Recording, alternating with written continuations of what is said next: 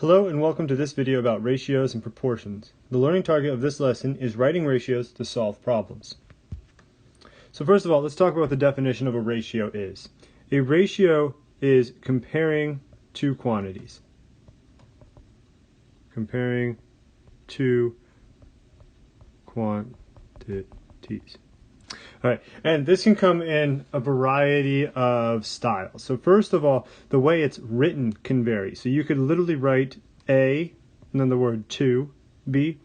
You can write A colon B, or you can write it as a fraction A over B. And this is the one that in math we tend to use a lot and have other applications for. The other thing we can think about is we can be comparing different quantities. We can be comparing the same quantity but different types, or different, not necessarily quantity, but we can different types of things. We can be comparing two things that are unrelated. So we can be like, for example, miles per hour. That's a ratio where you're comparing miles, a measure of distance, versus hours, a measure of time. But you could also be comparing boys to girls, so human to human kind of a thing. So they can be like things or unlike things. And then there are two types of ratios I want to highlight right now. The first type is what we'll call part to part.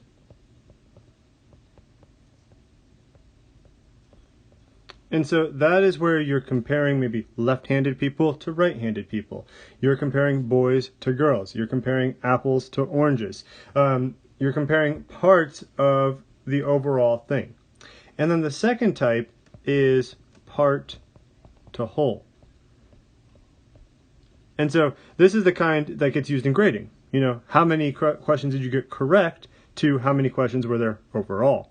And so just kind of, it's helpful to understand that there are two types of ratios. And so to kind of help illustrate that, I'm going to draw just a little picture here. And we're going to compare some circles. So we have some blue, 1, 2, 3. We have some red, 1, 2, 3. And we have green, 1, 2, 3, 4. So if we're doing something that's like part 1, we can talk about the ratio of part to part. So maybe we're talking about the ratio of blue to red. And so that's going to be 3 to 3 because there are 3 blues and 3 reds.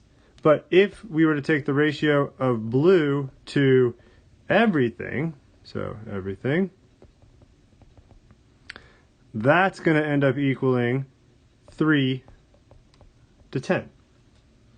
So you have to think about, what kind of ratio are we looking at here? Are we including everything, or are we just comparing two things that are within a larger group?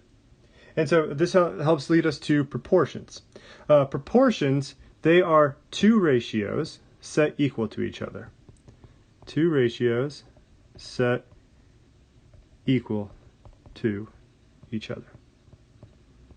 So for example, let's say, going back to that, or what we saw, or this picture right here, this little drawing I made, that we look at the ratio of green to the whole thing. So if we want ratio of green to all, that's going to be 4 over 10, which can be reduced to 2/5. And so maybe we want to find out, how many greens are there in the whole thing? Well, we know the answer here. It's going to be 4. But let's just say, if we're told that the ratio of the green balls to all the balls was 2 over 5, and there are 10 balls overall, how many greens are there? What we've done right here is we've made a proportion. And there are a couple of things about proportions that are super duper important. And it's kind of a vague thing, but you have to be consistent. So, what do I mean by consistent there? And what I mean is that what you put in the numerator in one side has to be in the numerator on the other side. So, for example, we have sort of the initial ratio. That's what the IR is standing for. And then we have our actual values, AV. We have green in the numerator, 2 greens, and we're going to have green in the numerator on the other side. Then we have all of them in the denominator on the left, and that means again we have to have all of them in the denominator on the right. And if we wanted to, we could rearrange this and it could still be a valid proportion. We could do 2 over our unknown quantity, because now on the left hand side we're doing just greens. Has to be the same as our unknowns, or sorry, the alls. So 5 over 10. So here we went green and then we went all. As long as you're consistent, you're going to be fine with how you set up the proportion. There are many ways you can set it up, and only a few ways you could really mess it up. But just be consistent, and it shouldn't matter that much. So, with that being said, let's try a slightly harder problem. So we're going to borrow from the same original problem. Let's say the ratio of blue to green of, like, say a ball's in a bag or whatever it might be, is 3 to 4. If there are 48 green ones, how many blue ones are there? And so this is where proportion comes in handy. So what we'll do is we'll set up the original, 3 to 4, and then we have to think about what does this represent. And so when it comes to setting proportions, you just have to know what is what.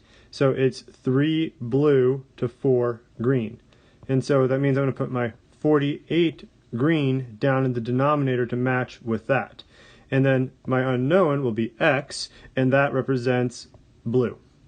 And so I can do cross multiplication if I wanted to and solve, or I could just ask myself, since they're proportional, how do I get from 4 to 48? Times it by 12.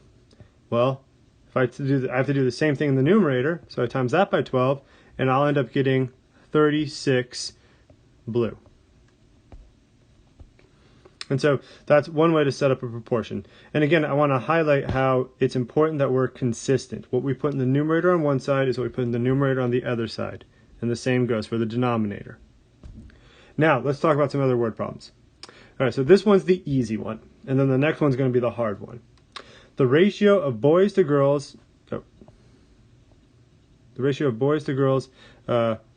at a school, I did voice text for this, so that's why that happened, is 4 to 5. If there are 64 boys, how many girls are at the school? So again, what we're going to do is ratio of boys to girls. And we're just going to start setting up some proportions. Is 4 to 5. 4 boys, 5 girls is equal to, and then we have 64 boys, then how many girls? So again, if we want to, we can do some cross multiplication, and we can figure it out that way. So we would end up getting 4x is equal to 5 times 64. I'd multiply that out, but I know I'm going to divide by 4, and I also know that 4 and 64 play well together, so that becomes 16, and I'm looking at x is equal to 5 times 16, which is 80. So there are 80 girls at the school. And again, if we don't set up the proportion the right way, we're not going to get the right answer. If we did 4 over 5 is equal to x over 64, not going to happen. All right, we're going to get an awkward decimal there. So again, be consistent. Now, let's talk about the harder problem. All right, the ratio of boys to girl at a school is 4 to 5. If there are 99 students, how many boys and girls are at the school? Now, this, I get to introduce one of my fun little tricks here. We're going to use what I like to call the ribbon trick. Because what we have here are 2 quantities and 1 number. And so the ribbon trick helps us with that. So let's say we had a ribbon that is 20 inches long. And we cut off a section that is x. What is the length of that part? That part is going to be 20 minus x. And so that's the ribbon trick, is that you can turn one number into 2 expressions if you know what the length of it is. And that's exactly what we're going to do here. So we have the ratio of boys to girls is 4 to 5. Now, we know there's a total of 99 students. So there's 2 ways we can set it up, and it won't matter which way we do it. We just have to know, it's just going to change how we finish the problem. So we will go x, and then we'll go 99 minus x.